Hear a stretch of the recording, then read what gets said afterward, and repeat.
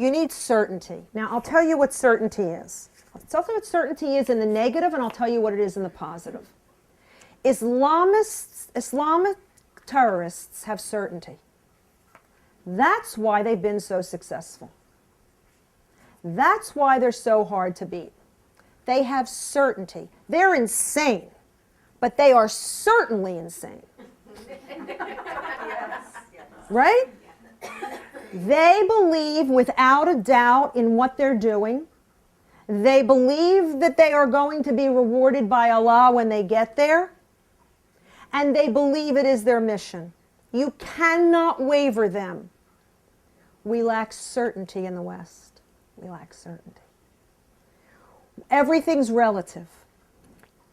And we have so much, and so much is thrown at us that we're forever, no, over here, okay, this, that, you have a million choices, and you have information overload. And we're never certain because there's always another choice. There's always something else we can distract ourselves with. We need certainty, which is why you have to source within and know what you believe so that you're unshakable. It doesn't mean you're unreasonable. Doesn't mean you can't change your mind.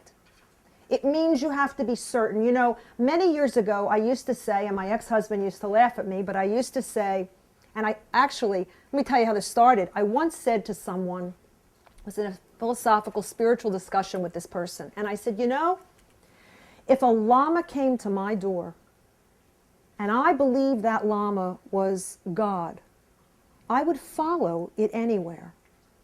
And this person said to me, how can you say that? You're a Jew. How can you say you would follow a lama? No. I said, no, a llama. 4 legs, a llama. If a llama came to my door and it was my personal experience that that was God, I would follow that llama anywhere.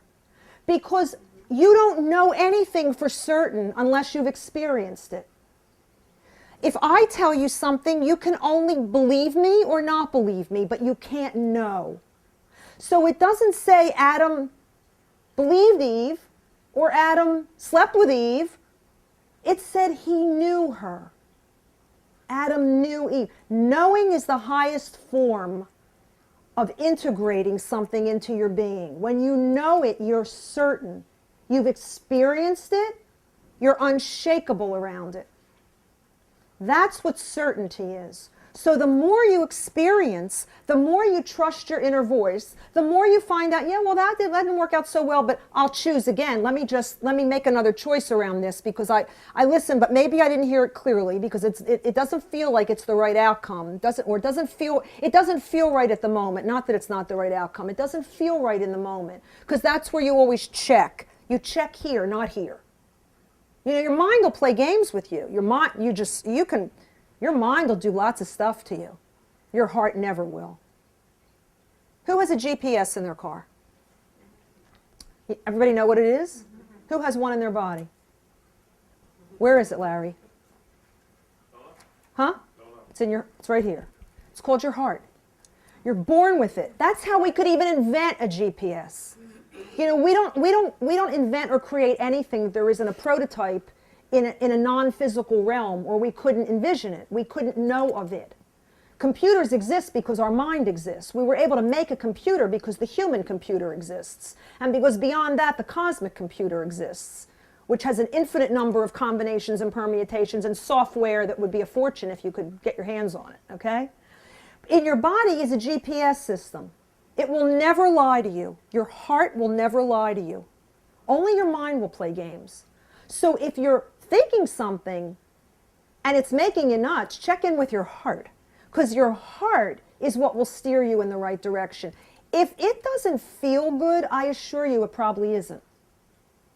But not feel good like you have a drink, you feel good. Not feel good like you're doing something bad you know you shouldn't be doing, but it feels so good to do it. Not that, not that, not that. True peace, joy, feels good. You feel good about yourself. You feel empowered. You feel optimistic. You feel energized. Listen to that. Don't listen to this. This is a tool to get through the physical world.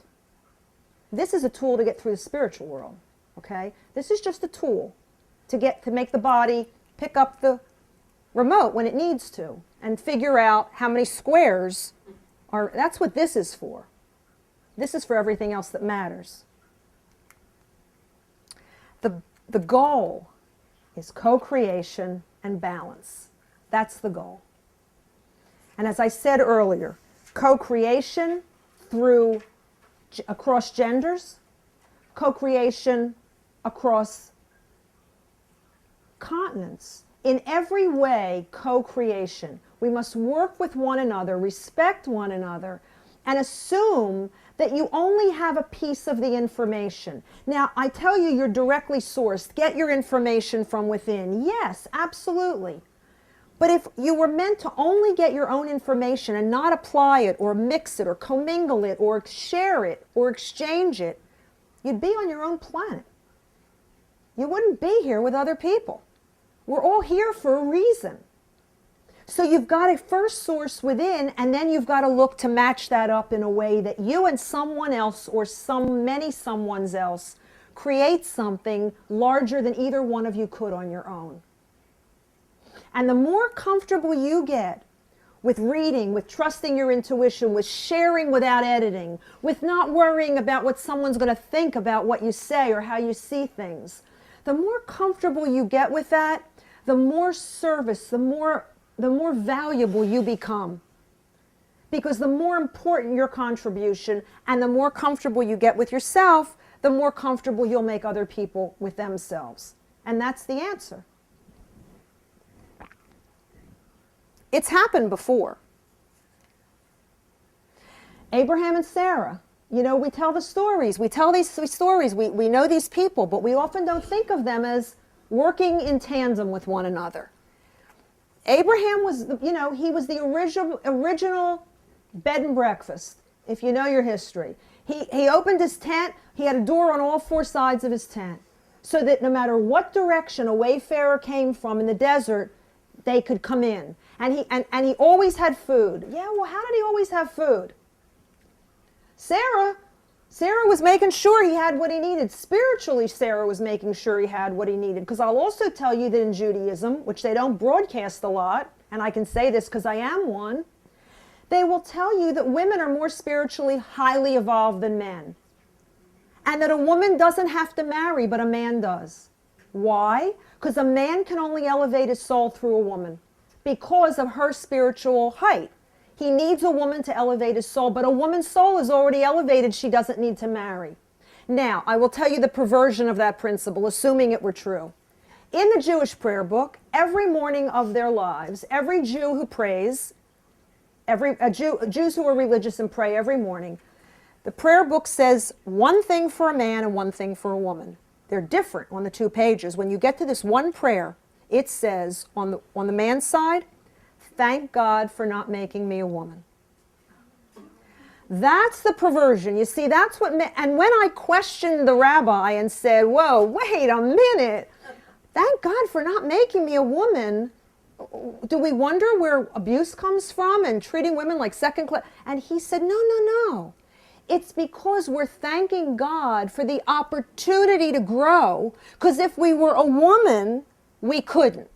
I said, sell that somewhere else. I'm not buying that one. You know, that's all well and good, but I'm not buying that. And look what that's done, because there is as high an incident of physical abuse in the Orthodox Jewish community as there is in the population at large. It's just not publicized as well. And so all of these little things that don't acknowledge the rightful place of women as equals, as the right to walk into a voting booth without being arrested, as a right to be seen as a co-creator in something wonderful, diminishes all of us, because we're all male and female alike. Isn't that what the book says? I created, you know, and it doesn't even say I, it says we, which is a whole other seminar. It says we created you. In the Hebrew, in the Aramaic, it's we, it's not I. We created you, plural, okay? In our image. We created you in our image, male and female alike. And then a few paragraphs down it says, and Eve was created from Adam's rib. Well, if they were created male and female alike, how did she become from his rib 4 paragraphs down? There's so many inconsistencies and we gloss over them and we keep living the lie.